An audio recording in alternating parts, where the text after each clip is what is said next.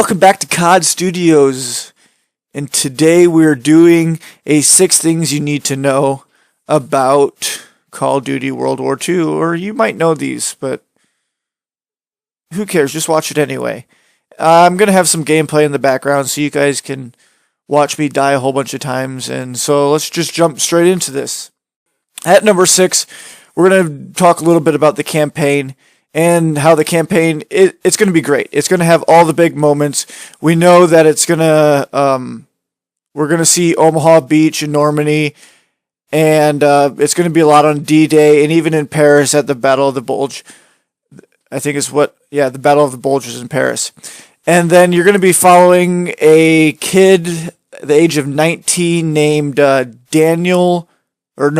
Ronald Daniels. Or I think he's known as Red.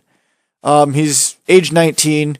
This will be his first time seeing the war, and you can expect this to be an intense, gritty campaign. It seems like in the last couple Call of Duties, it's getting a lot more gritty. So I feel like they're going to go all the way, and it's going to be a great campaign. All right, so on to number 2 here, am I counting down, or I think I'm counting down maybe. So this is maybe number 5. All right, so we're going to jump into these are going to be the rest of them. I think are going to be multiplayer. So first thing is your care packages drop so slow. We all know this, and if you don't know this already, is you can shoot the parachute that is holding the care package. If you shoot that, it cuts the ropes, or I don't know. It drops it faster. The parachute will fall off and it'll drop to the ground a lot faster, so you can get your care package a lot faster when you're in those tense moments of combat. But you have to be aware that the enemy can also shoot down the parachute and let it drop faster. So be aware of that. Make sure there's no enemies around when you're dropping those.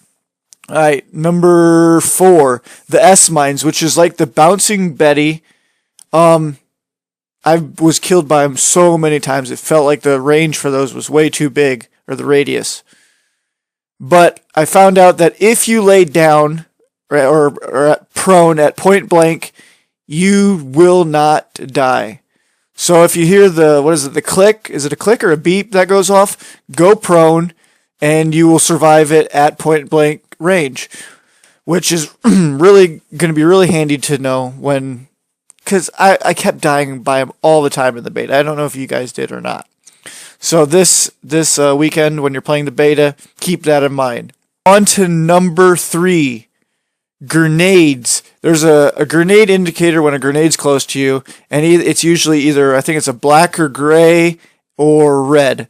If the grenade lands by you and it's red, you're in a damage zone, or it's definitely going to kill you. So if it's red, make sure you move and try to get out of there. If it is black or gray, it means that I think you might take damage, but it won't kill you. So I'm not sure if it's always black or gray, but I don't know. It looked black, it looked gray. I don't know what color it is. But if you're behind an object, it's going to be black or gray, letting you know that you're safe. Or if it's too far away, you look at it. If it's black and gray, you're going to be safe. But if it's red, make sure you move out of there, because you are in range for that to do damage or kill you. And on to number 2 is the shell shock. A lot of you probably know the shell shock is when like a rocket launcher grenade goes off beside you and your screen just shakes.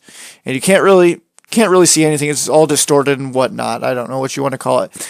But you can shell shock your teammates. So just a warning, be careful if you're throwing grenades, shooting rockets past one of your teammates, because it does shell shock your teammates, and it's very annoying.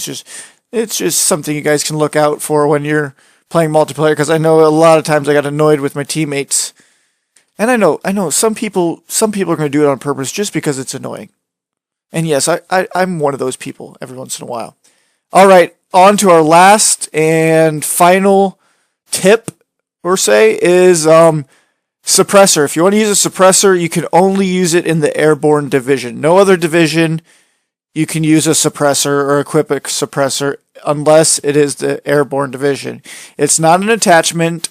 Well, it kind of is, but I think you have to push up on the D-pad to put it on, or something on the D-pad, and you can take it on and off, but it's only in the airborne division. So, for all the people that want to sneak around the map, use airborne division, because none of the other classes will have it, as for now, as far as I know.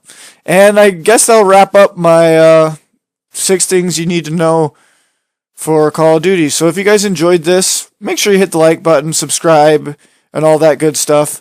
And I'll see you guys in the next video. Alright, see ya.